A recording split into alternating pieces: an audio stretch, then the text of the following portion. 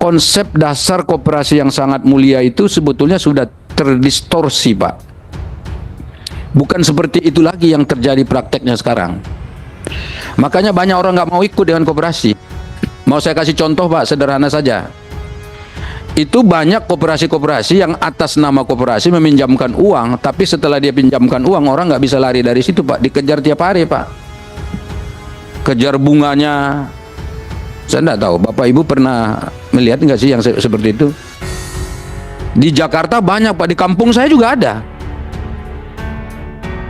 Ada teman saya, marganya sama saya, Pak. Itu gara-gara dia mau PNS, pinjam uang di situ. Setelah pinjam uang, ternyata PNS-nya nggak lolos, udah bayar dia di sana, dia harus bayar utang di situ, Pak. Nggak tahan sampai stroke, Pak. Berkali-kali stroke, akhirnya meninggal. Itu atas nama koperasi. Dan itu bunganya nggak ampun-ampun, Pak, itu. Jangan sampai koperasi yang didirikan ini, yang undang-undangnya kita akan kerjakan ini, hanya untuk jadikan alat sesaat untuk kepentingan-kepentingan tertentu. Koperasi itu betul-betul mampu bersaing dengan dunia usaha yang kapitalis itu tadi, Pak. Kira-kira bisa nggak nih?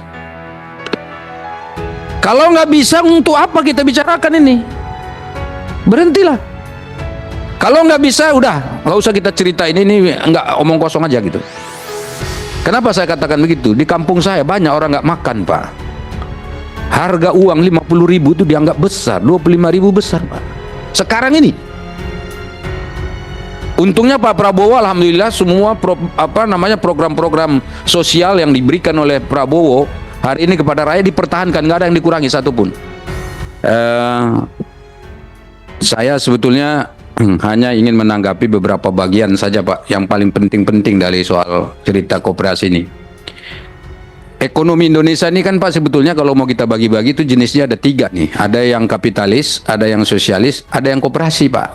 Menurut saya begitu. Jadi ini 3-tiganya ada di Indonesia nih, muncul, ada sebetulnya kelihatan. Tapi yang dominan sekali di Indonesia ini adalah kapitalis, Pak. Jadi nggak usah diperdebatkan, karena memang sekarang orang bisnisnya itu lebih banyak cari untung sebanyak-banyaknya. Walaupun banyak yang dirugikan dengan cara dia mencari untung sebanyak-banyak itu, gitu, Pak. Kalau sementara koperasi, ya koperasi itu kan bagaimana dari anggota untuk anggota dan kepada anggota, kan gitu. Sistemnya ya itu yang disebut dengan, kalau bahasa saya, demokrasi Pancasila dalam bidang ekonomi yang berkeadilan sosial, kan gitu, Pak. Nah kemudian kalau yang sosialis itu rata-rata bantuan negara lah, lebih banyak saya lihat prinsipnya itu. Nah, Bapak Ibu Saudara, sekarang kalau saya lihat, ini kan konsep dasar koperasi yang sangat mulia itu sebetulnya sudah terdistorsi, Pak. Bukan seperti itu lagi yang terjadi prakteknya sekarang. Makanya banyak orang nggak mau ikut dengan koperasi. Mau saya kasih contoh, Pak, sederhana saja. Itu banyak koperasi-koperasi yang atas nama koperasi meminjamkan uang, tapi setelah dia pinjamkan uang, orang nggak bisa lari dari situ, Pak. Dikejar tiap hari, Pak. Kejar bunganya. Saya nggak tahu, Bapak Ibu pernah melihat nggak sih yang seperti itu? Di Jakarta banyak, Pak. Di kampung saya juga ada.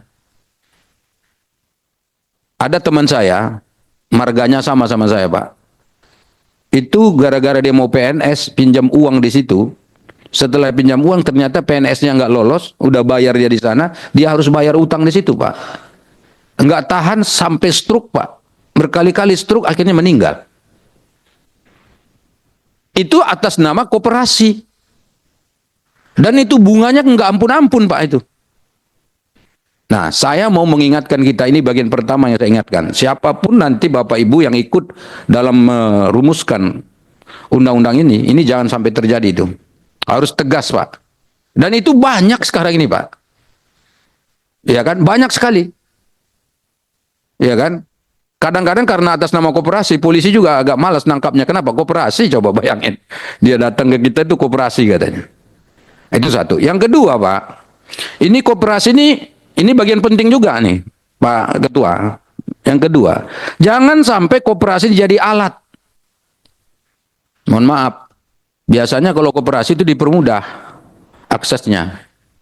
Dipermudah pada modal, dipermudah pada bisnisnya, dipermudah pada urusan-urusan lain, sampai pada tadi usaha tambang pun akan dipermudah.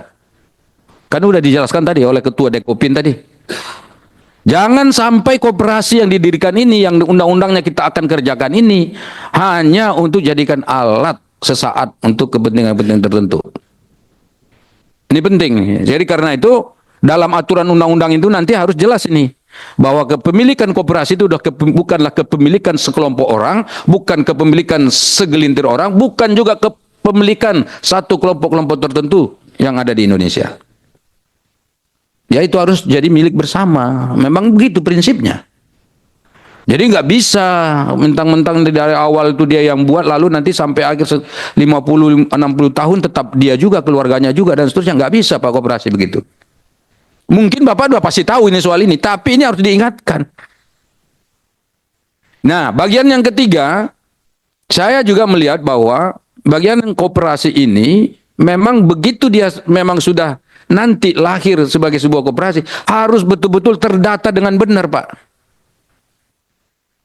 Kenapa datanya harus benar? Jangan sampai aset-aset yang dimiliki oleh koperasi ini malah nanti menimbulkan kekisruhan, persengketaan di belakang hari. Karena itu tadi, ini menjadi hal-hal yang penting ya untuk dijadikan sebagai catatan kita semua. Nah, karena itu nanti di dalam undang-undang itu kan di sana nanti ada ketentuan umum, ada pengertiannya, ada struktur organisasi, ada hak kewajiban anggota, ada cara membagi keuntungan, ada cara bagaimana aset itu disimpan dan seterusnya. Kan itu kira-kira. Nah, ini harus tegas-tegas juga memantau ini bagaimana nanti aset-aset dari para koperasi itu jangan sampai berpindah tangan ke tempat yang lain. Yang keempat, ini karena waktunya terbatas. Yang keempat, saya juga menekankan bagaimana agar koperasi itu betul-betul mampu bersaing dengan dunia usaha yang kapitalis itu tadi, Pak. Kira-kira bisa nggak nih? Kalau nggak bisa, untuk apa kita bicarakan ini? Berhentilah. Biarkan kita dikuasai oleh misalnya pasar. Justru koperasi itu adalah penyeimbang kapitalisme. Gitu Pak. Kalau nggak bisa, udah nggak usah kita cerita ini nggak omong kosong aja gitu. Kenapa saya katakan begitu? Di kampung saya banyak orang nggak makan Pak. Harga uang 50.000 itu dianggap besar, 25.000 besar Pak. Sekarang ini. Untungnya Pak Prabowo, alhamdulillah semua program-program sosial yang diberikan oleh Prabowo hari ini kepada rakyat dipertahankan, nggak ada yang dikurangi satupun.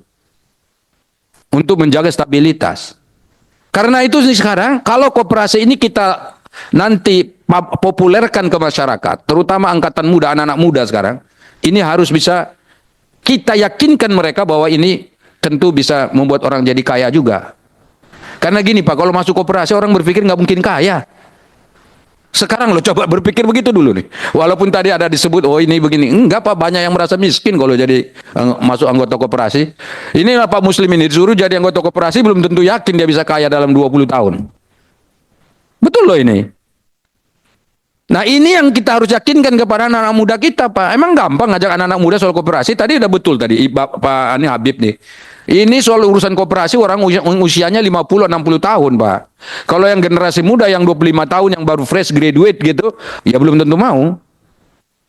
Ya kan? Nah kemudian bagian terakhir yang ingin saya tekankan Pak di sini, hubungan antara koperasi dengan pemerintah ini harus diatur dengan benar Pak. Supaya ada wasitnya. Jangan sampai koperasi menekan, oh saya yang benar, saya yang apa gitu. Jadi kalau saya ingat tuh pernah juga Dekopin itu ribut-ribut soal pengurus tuh kalau nggak salah. Agak lama kan Pak itu ya. Sehingga itu berpengaruh nggak ke bawah? Berpengaruh sekali Pak. Dampaknya luas. Karena itu dalam undang-undang ini nanti harus kita pertegas sebetulnya peran dari pemerintah dalam mengatur ini semua sebagai regulator dan juga pembina. Katakan seperti itu mulai dari pusat sampai ke daerah. Dan ini organisasi koperasi-koperasi yang akan muncul sampai ke daerah ini memang harus betul-betul bersinergi dengan program-program pemerintah sehingga dengan demikian masyarakat itu pun bisa langsung terikut dan tersejahterakan dengan adanya organisasi di koperasi ini. Saya kira itu Pak Pahan, saya namanya Saleh Daulay Pak dari selatan. Oh Bapak kan dari utara ya. Saya dari Selatan, dari fraksi Partai Amanat Nasional. Demikian, Assalamualaikum warahmatullahi wabarakatuh.